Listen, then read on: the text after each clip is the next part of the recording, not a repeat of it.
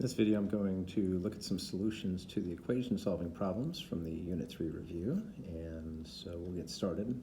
First question here, got some parentheses.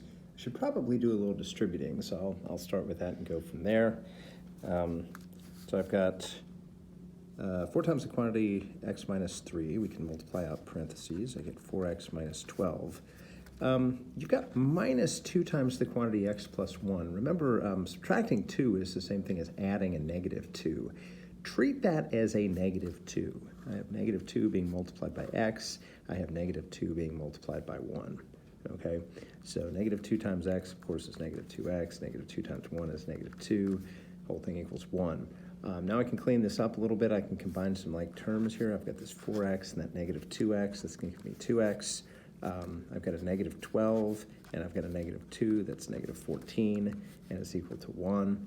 And now pretty straightforward. Add 14 to both sides. We get 2x is equal to 15, and I can divide everything by 2, and x is equal to, really 15 halves is a good answer, but we could also write this as 7.5, 7.5, etc. All right. Question number 2 is a proportion. Of course, we know in a proportion that if you have 2 equal fractions, the cross products are equal. So I can cross multiply here. I can take 6 times the quantity 3x plus 1. Now, technically, that's 6 times the quantity 3x plus 1. You might write it like that. You might just choose to say, I'm going to multiply both of these by 6. 6 times 3x is 18x. 6 times 1 is 6. But remember that the cross products are equal. So you're going to set it equal to the cross product going the other direction. 4 times 2x is 8x. 4 times negative 5 is negative 20. And again, pretty straightforward equation to solve at this point. We can subtract 8x from both sides. We end up with a 10x. We can subtract 6 from both sides. We're going to get negative 26. And now I can divide everything by 10. And of course, at this point, we're going to get negative 26 tenths. It's a fraction. Divide out the greatest common factor. It's going to be negative 13 fifths. Okay, no need to write that as a mixed number unless you just want to spend more time working. All right, moving on. Question number 3 is a problem involving fractions. 2/3 x plus 1/4 is equal to 3/5 x minus 3/10. You could add and subtract and multiply and divide here if you wanted to.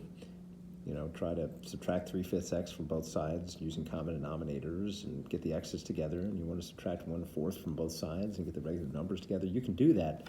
My suggestion would be to try to get rid of the fractions. And if you're going to try to get rid of the fractions, remember that probably the easiest way to do that is to multiply your entire equation by something that's a common multiple of your denominators. What does 3, 4, 5, and 10 all divide into? And I think off the top of my head, 60 will do that for sure. So let's go with 60. So I'm going to multiply this entire equation by 60. Okay. So remember, every single term is going to need to get multiplied by 60. So we've got 60 first of all times 2/3. Now you can take, remember that's 60 over 1.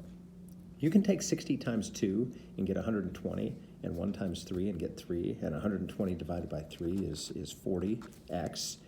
When you're multiplying here. That's certainly one way to do this.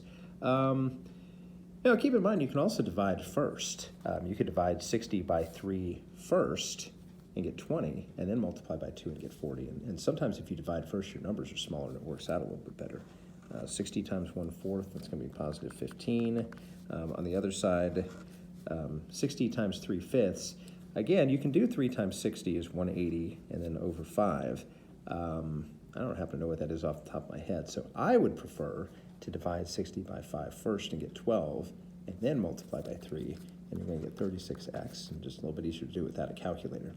And then the last one here, negative 3/10 multiplied by 60, you're going to get negative 180 over 10, which is negative 18. Now we have a little equation we can solve. We can subtract 36x from both sides here.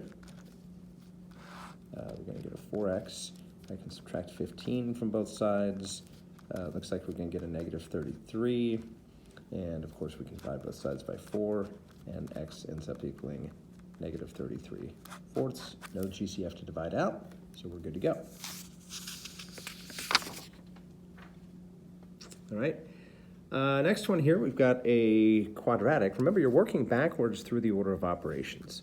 So if you think about it, x has been multiplied by 2, and then 7 has been subtracted, and then the whole thing has been squared, and then it's been multiplied by 4, and then 3 was added, and it got 103. So we're undoing those steps. We're working basically in reverse order, backward steps. So we start out really working backwards through the order of operations with addition and subtraction. And we can subtract 3 from both sides. And we get 4 times quantity 2x minus 7 squared is equal to 100. Okay? Now this thing inside parentheses, you don't want to FOIL that out. That'll get real messy real fast. Let's get rid of the coefficient in front of the parentheses. It's being multiplied by 4, so let's divide by 4. We get 2x minus 7. Whoops. 2x minus 7 squared is equal to 25. Okay? Now, by the way, remember that this is a quadratic. Okay? If you multiply this out, you'd have an x squared term. Quadratics will have 2 solutions. So we do need to remember there should be 2 solutions. How do you reverse squaring? Well, you take the square root. Remember that 25 has a positive square root and a negative square root. Negative 5 times 5 is 25. 5 times 5 is 25. So the square root's going to knock out the squaring over here. We have 2x minus 7. And square root of 25 is either 5 or negative 5. So you're setting 2x minus 7 equal to 5. You're also setting 2x minus 7 equal to negative 5. Okay? Add 7 to both sides, divide by 2. You can get x equals 6 if you go through that whole thing. Add 7 to both sides here. You're going to end up with 2x is equal to 2, and x is going to equal 1. And notice, we didn't just get the same 2 numbers with positive and negative signs, so be careful about that sort of thing. All right, we've got a fraction here. You could divide both sides by 4/7. Remember, when you divide, division is the same thing as multiplying by the reciprocal, if you're going to do it that way. I like to multiply my equation by the reciprocal of the coefficient. I want the value of 1x. I know if I multiply a fraction by its reciprocal, in this case 7/4, that I'm going to get 1. 28 over 28 is 1. I get 1x is equal to, in this case, it'll be 77 over 4, and that's all I need to do there. All right? Question number 6. The 2x minus 6 is being multiplied by 3/4. You could distribute the 3/4. However, then you'll have 3 fractions in the problem. Right now we already have 2, which is complicated enough. Since you're multiplying by 3/4, why not have one of these sets of parentheses instead of 3/4 of this set of parentheses? Why not multiply both sides by 4/3? Okay, so you get 12 over 12 on one side, which is 2x minus 6. We don't even need the parentheses anymore. And then on the other side, we're going to get 20 over 18, which of course is really 10 over 9.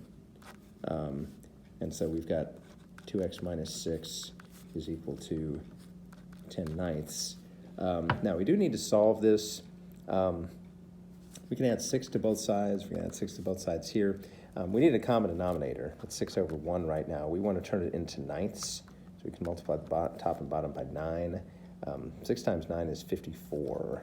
So it'd be 54/9. So we're going to end up with 2x is equal to 64/9 when we add the 2 fractions. And we can divide by 2, which of course is the same thing as multiplying by 1/2. And so x is going to equal 32 over 9. Right, there is our final solution. All right, and we go on to number 7. Number 7 has a square root. Same thing, you take care of addition or subtraction first. So we get 3 times the quantity 4x minus 5 is equal to 24. That square root's basically a big set of parentheses. You can't distribute through a square root, so you got to get rid of the 3 in front. It's being multiplied by 3, so I'm going to divide by 3. We get square root of 4x minus 5 is equal to 8.